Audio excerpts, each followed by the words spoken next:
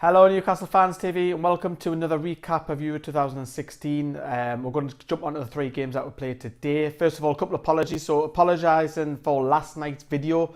It was meant to cover Northern Ireland's group, both of their games, but unfortunately video froze while it went to YouTube, so I only had the England game on, so apologies about that. Secondly, viewers have been asking you, especially on Twitter, a lot of you have been asking me where's the Newcastle videos. I know they're quite limited at the moment because of Euro 2016 is dominating. You'll see a lot more Newcastle videos once it goes past the last 16 into the quarters, because that's when there's gaps in between the games. So there's a few days off. I've also got the review of March, which is a massive month because we had the McLaren sacking, Benitez appointment, and I also joined the BBC as well as a punditry for fans. So that's quite a long video to edit as well. I've also got a fans video as well, so I've got another fans video. And of course, if you want to make a video on this channel, of course, get in touch with us via the social media links, which you can see on your screen as well in the corner. Right, let's get back on to today's video then. So today's video then, we are looking at, first of all, Sweden versus Italy. And I have to say, this is quite a dull affair. What's happened to Zlatan Ibrahimovic? Where is he? What has happened to him? I love Zlatan Ibrahimovic. He is literally up there with one of my favourite players. He literally says it like it is. He's arrogant, but he's a funny arrogant, whereas Ronaldo's arrogant, but people hate him. So there's a massive difference. But Ibrahimovic has been shocking. Well, I wouldn't say shocking is not the word I'd put it. I would describe it as missing is probably the best way I'd describe Ibrahimovic at the minute, the last two games. Sweden are awful going forward. They haven't had one shot, not one shot on target yet.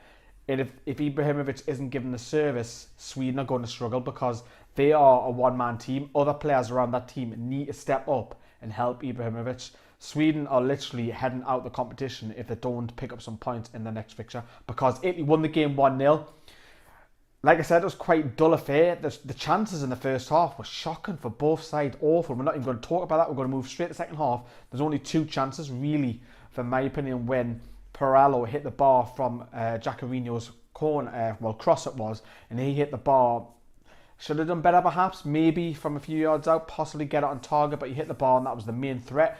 And then Eder's goal was beautiful. Quick throw in, Italy on the wing, literally gives it Eder. Great take. He took it brilliantly, running at the defence, fires it bottom corner from the edge of the box. I thought it was a fabulous finish. Italy going nuts. Italy are through.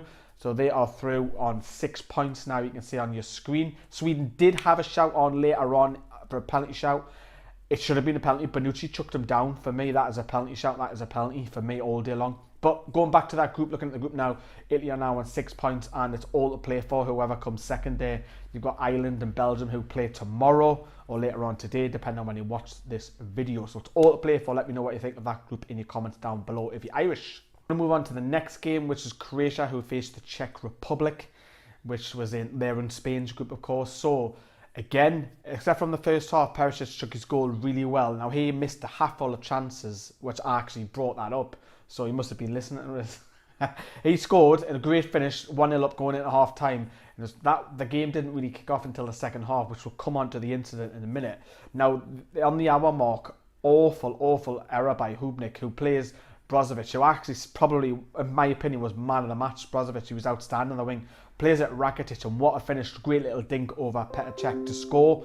And that was literally 2-0 up, and you're thinking, game over, aren't you? Game over. However, on the 75th minute, the car scored obviously hit a looping header which goes into the corner. A great looping header. He beats Luka to header that, and it was just outside the box. Rosický's outside the ball. Delivery was fantastic outside the ball. Back in it, 2-1 with 75 minutes on the clock. I'm thinking, you never know. You just never know. And then on the 80th minute, Brozovic, who had a shot, was just deflected wide, almost killed the game off. But you're just sensing against Czech Republic, only need that one chance. And that's when the flares come. Absolutely stupid. Absolutely stupid. I don't know what's went on there. Croatian fans, were the Croatian fans is the first question.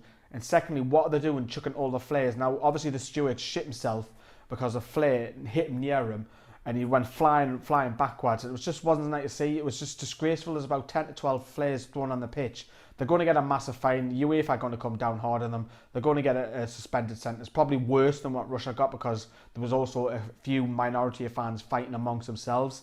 in the stadium as well. I know there's a couple of French fans near that section as well, so I don't know if that's got anything to do with it or not. Absolutely stupid. It held the game up for about 7 or 8 minutes, and then equaliser come. Living La Vida Loca. What was Vida doing? What was Vida doing? He was living La Vida Loca, if people can get that. Handballs it. What's he doing? What is he doing? What, he looks like a Lannister from Game of Thrones. What was he doing? Put his hand up there. Absolutely stupid, you are. Stupid. And then Neesid steps up and blasts it down the middle. Czech Republic grabbed a point from nowhere, so they kept their Euro qualification hopes alive. We'll have a look at the group table in a minute, but Croatia blew that away, like 2-0 up coast, and he's blew it. But well done, Czech Republic, come back, really well done. Let's move on to the third game, because I know we're 6 minutes or so coming up towards the video, aren't we? So, Spain literally dominated Turkey 3-0, quite comprehensive. For me, so far in this second fixtures, this has been the best performance for me. Spain dominated the game from start to finish. It was pretty easy. Literally 6 minutes, Morata has a pop from outside the box. Babachan pushes it wide, and the signs were there. And then on the 28th minute, Iniesta feeds Nolito, who comes in off the wing and hits it with his right foot.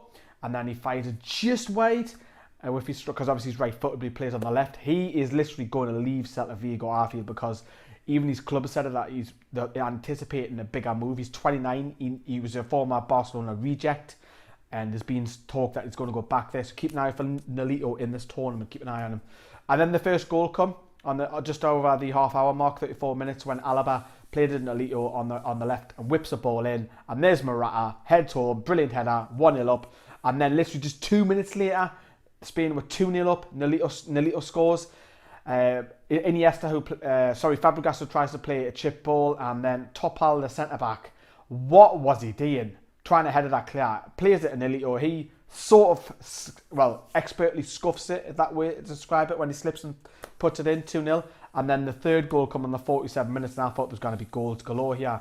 Fabulous ball by Iniesta to find Alba, who just squares it to Morata, who has a tap in. And I'm actually really pleased for Morata, because I actually do like him as a striker.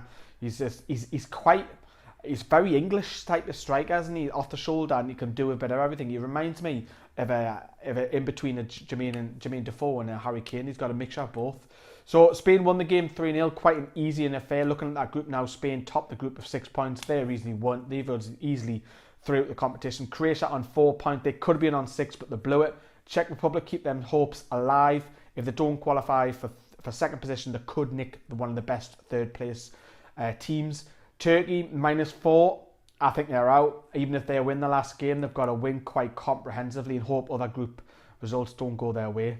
So, like I said, there'll be more Newcastle videos coming. I've got a couple of lined up, hopefully over the weekend. 1 or 2 will be out. And obviously, I'll be continuing the Euros as well. And I've been Lilo for Newcastle Fans TV, and I'll see you later.